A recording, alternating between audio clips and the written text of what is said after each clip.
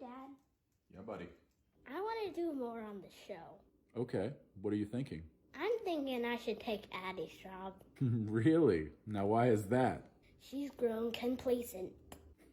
If you can tell me the definition of complacent, the job is yours. I don't know. Mom says it a lot about you. That's hurtful. Well, I'll tell you what. Go ask Addie if she wants the night off.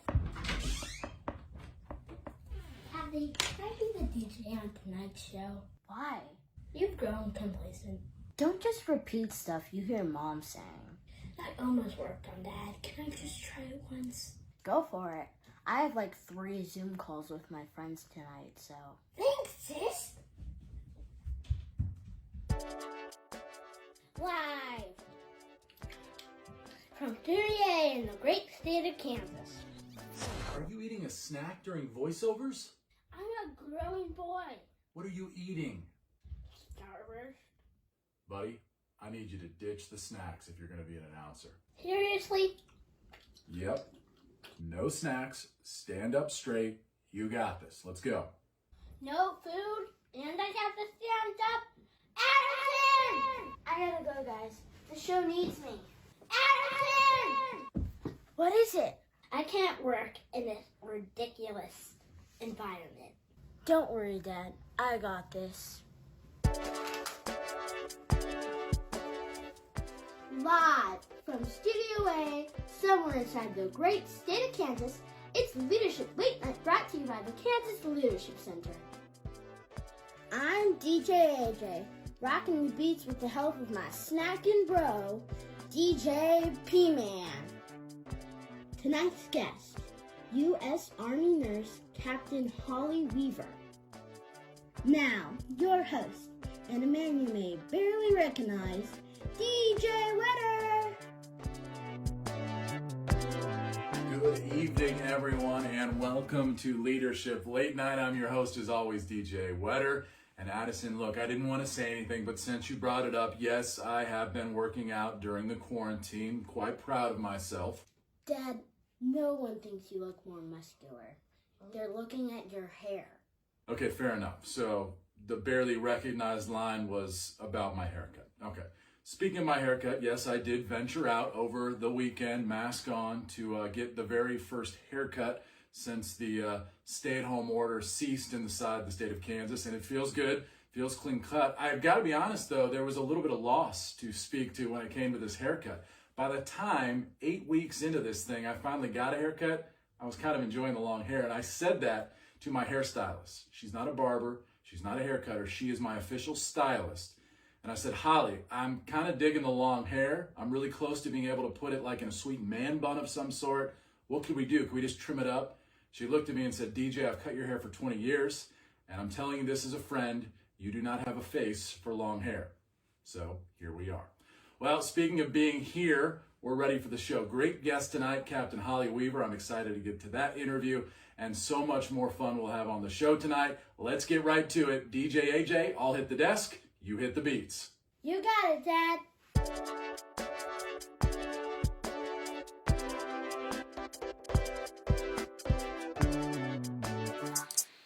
All right, and we made it back to the desk. And thank you to DJ P-Man for stepping in a little bit tonight. If we can get the kid to lay off the snacks for just a moment, he's actually an excellent announcer. Until then, though, DJ AJ, I don't think you're in trouble at all.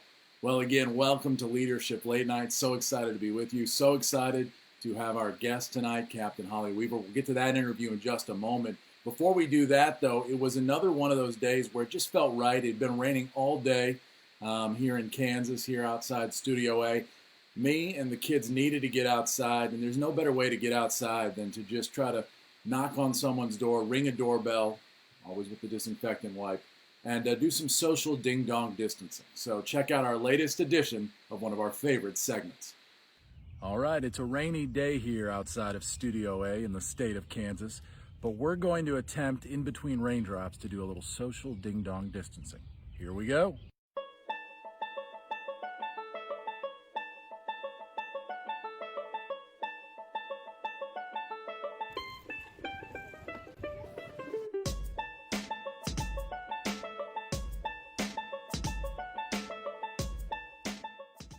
As always, we'll need hand sanitizer, a disinfectant wipe, and a super long fake microphone. We're at the Tepfer house. Matt and Monica are the mom and dad. Ava, Annie, and Benson are the kiddos. Let's see if they're home. Oh, there's Benson. Oh, it's Superman. Hey guys, Hey, Tepfer family. how's it going? Welcome to our segment we call Social Ding Dong Distancing.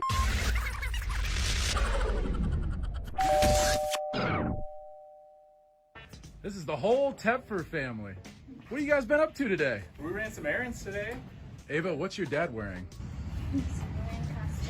Does he always wear a Superman costume during the workday? Yeah, it's a side gig.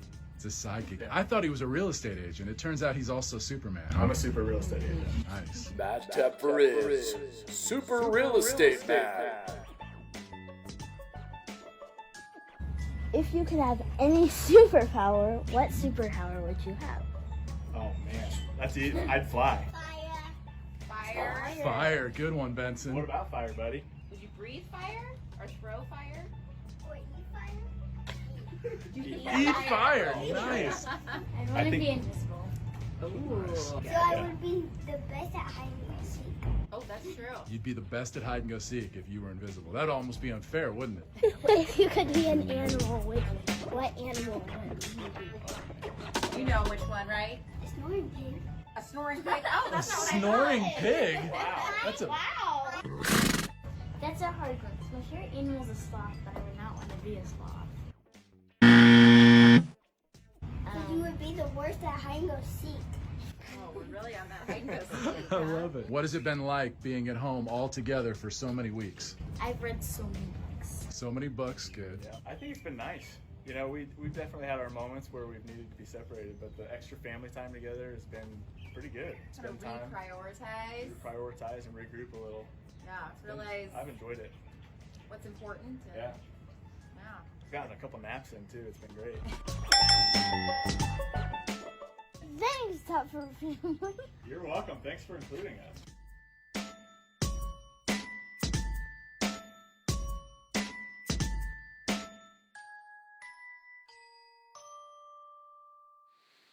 Look, no free advertising, all right? We are a nonprofit. We do not advertise. But if you need a real estate agent, can you beat one that wears a Superman onesie in the middle of an afternoon on Thursday? I think not. I think not. And proudly wore that, by the way. Gave him the opportunity to change clothes, and he said, no, I will stand here in a onesie in front of what I can only imagine is an audience of many thousand people. And I did not correct him. So, yeah, that feels about right. Anyway, hope that was enjoyable. Always fun to get the kids out. We've been learning so much, and my daughter Addison said today it's so fun to learn about leadership with you, Dad. I'm not sure that we're actually learning about leadership, but we are having a blast doing this family show together, and it's been really neat to kind of build those family dynamics, and they've really gotten out of their shells, as you can see from Parker and Addison if you've been following along. So thanks for those of you who have been joining us. Look, enough of the fun. It's time to really get down to business tonight, and I'm really excited about our guest this evening, Captain Holly Weaver. Captain Weaver is a U.S. Army nurse, and she just has an amazing story that will unveil itself during this interview, where she's really been on a journey to just teach this idea of leading with empathy by putting people first. And I just want to thank her so much again for being on the show. I think she's live on Facebook right now if you want to get a question in there. And we might even be able to convince her to join the after party after this show. So take a look at the interview and just pay attention to what leadership dynamics you can pull out of the conversation tonight with Captain Holly Weaver. Captain Holly Weaver, welcome to the Leadership Library, and thank you so much for joining us this evening. Thank you so much for having me. It's truly an honor to be here. Before we dive into your passion for leadership and empathy within leadership, would you just share with our audience what life has been like for you in the midst of this pandemic as a captain in the Army, as an Army nurse, and in the role you serve? It has been a whirlwind, that is for sure. I am now balancing being a mom full time to my 2 young children on top of maintaining all of my same work responsibilities, completing paperwork processes for the applicants that are applying, and the ones that I'm trying to find to apply. And then on top of that, I'm working on my master's degree. Nice. So I definitely am not lacking in activities that are going on in my life. There are many downsides to this pandemic, but that is one positive thing that has come from it, is that I'm able to spend more time with my family. And Captain Weaver is savoring that increased family time. It can feel like a rarity given the military career path she's chosen. I actually was introduced to Army medicine when I was in nursing school. An Army recruiter came and gave a presentation, and I was just very interested, thought, this would be an amazing opportunity to travel, to learn more. My grandpa was in the Army. He was my personal hero. Holly combined her medical degree with a commitment to service. She's in her 8th year as an Army nurse. It's a career path that has seen her work inpatient, surgical, birth and delivery, as well as allowed her to serve as a company commander to 100 soldiers. She now finds herself serving as a healthcare recruiter, responsible for the physician recruiting team and Army nurse recruiting in the Kansas City area. Aside from all that, it was an unimaginable personal loss that created her passion for leaning into empathy in leadership. I have 4 children, and my daughter Shannon, she's 4. My daughter Penelope is 2. And then my son Christopher, he was stillborn back in September of 2019. And this is his hat from when he was born. And I kind of keep it with me as like a good luck charm. And kind of why I am so invested in empathy is from, the personal experience of what I went through, both the positive and the negative of either someone, having a great sense of empathy or a lack of empathy, which, really has helped continue to shape and mold me as a leader. And then my 4th child is not born yet, but that baby is due in July. So just, about 6 weeks from now. In the midst of her 4th pregnancy, a command sergeant reached out to Holly in January seeking topic ideas for a military leadership forum. In the moment, Captain Weaver pitched herself and her military and life journey as the foundation for an exploration of empathy. There was a couple months where I was just, just really depressed and really just grieving. And I had so many friends and family members, and I had one specific coworker that really showed me what empathy looks like. And that is that empathy is long lasting. It's standing with you when you're in the rain, just in a rain cloud. And it's not necessarily saying anything, but it's just being there, and it's being supportive, and it's helping you with what you need help with because they've gotten to know you, they've taken the time, they've connected with you. And honestly, it's truly helped me heal in the process of losing my son. And then it has made me reflect on previous and earlier experiences in my career where I've been in experience, I've had to show empathy and I've been shown empathy. She never got the chance to give that keynote in March because of the COVID-19 pandemic. However, Holly, undeterred, found another way to share her message. She's using social media platforms and her military network to speak her story to the world. And that's what I've been doing, since March. And I think this is my 9th or 10th time talking about leading with empathy. And now I've actually reached more people than I would have at that conference. And by connecting to a larger audience, Captain Weaver is showing a deeper side to the high authority system she works within. You can look in Army doctrine and find that empathy is a core value that is within our leadership belief system, and we should be practicing. And it's something that I have found that in the military and in the corporate world that there are definitely a handful of people that are doing it really well, but we still have a long ways to go. So the perception is that it's military, you're kind of like do as you're told, do as you're told, and you're just going to kind of accept how things are and just kind of go with, you roll with the punches, which sometimes that is the case. But the most phenomenal and exceptional leaders that I've came across in the Army, they all had this quality of empathy. And it wasn't, I knew that they were amazing leaders that I worked with because I've continued to stay in touch with them. But it was when I went back and reflected, like, why did I connect so deeply to these leaders? It's because they got to know me on a personal level, and they truly cared about who I was, what my values were, and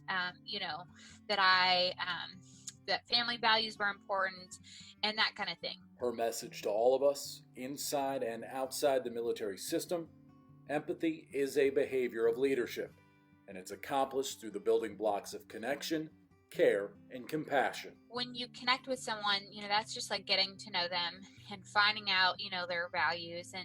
And so I kind of always say, the people that you work with, that you most closely work with, do you know their family's names? Do you know their hobbies?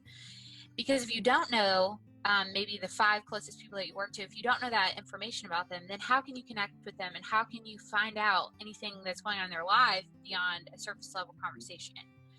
And so I talk about that being the first building block.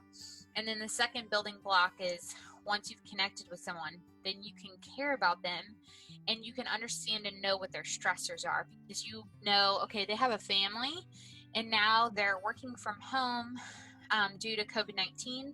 And so now they might have that additional stressor of their juggling both homeschooling, parenting, and working from home.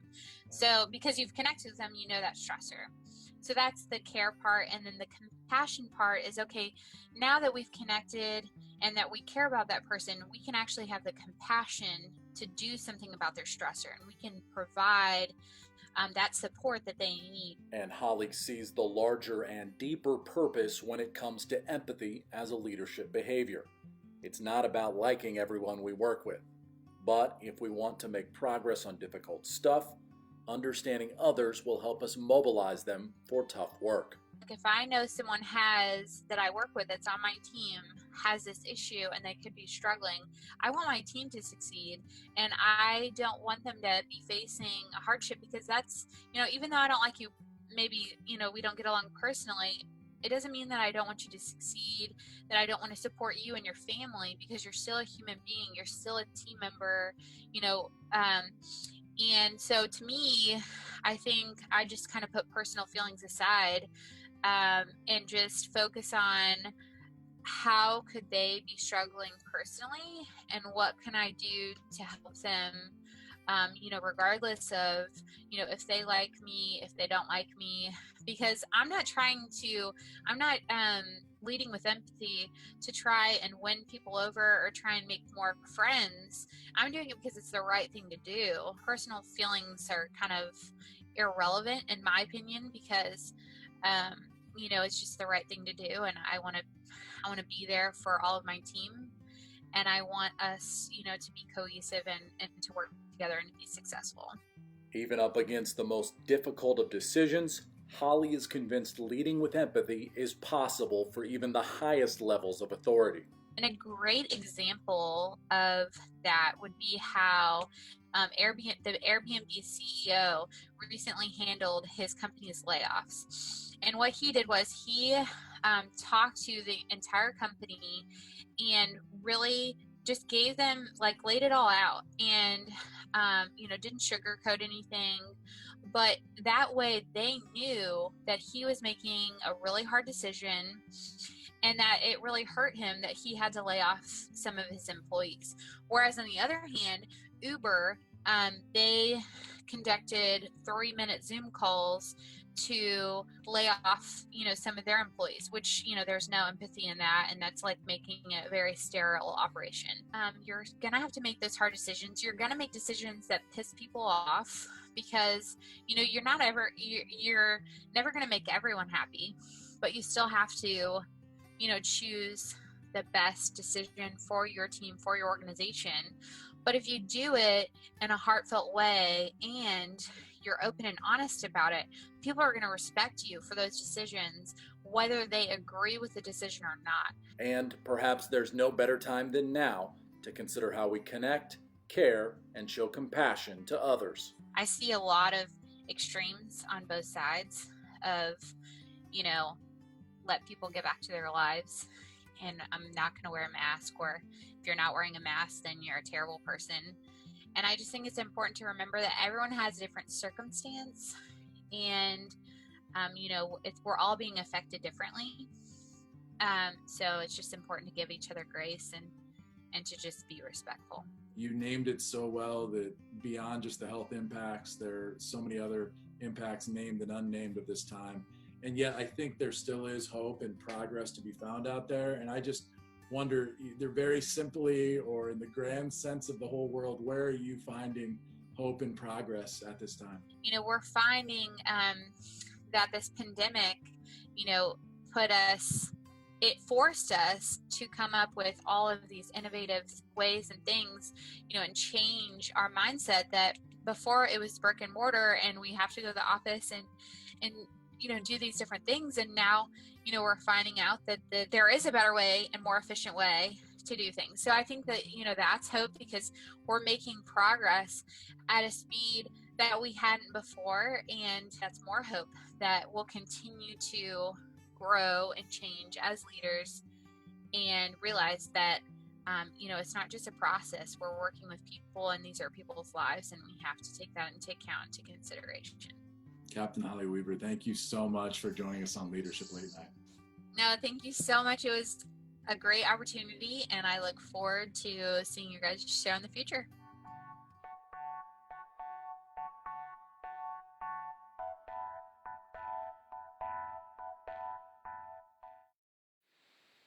Well, welcome back to the desk here at Leadership Late Night. Out of the library, back to the desk, and so thankful for that conversation with Captain Holly Weaver. Just so many gems in there that I want to get to. I want to start some discussions on, and I'd love to have you in the after party. A reminder that our tech wizard, Julian Montes, backing me up tonight, as always, will post a link so that we can all join each other in a Zoom room after this for about 15, 20, maybe 30 minutes if the conversation really gets going.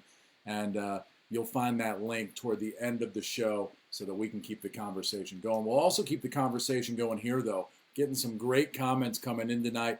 Don't be afraid to share more comments, even a question or two that you have tonight as you think about how leadership intersects with empathy. And again, I just think so many gems within what Holly had to say.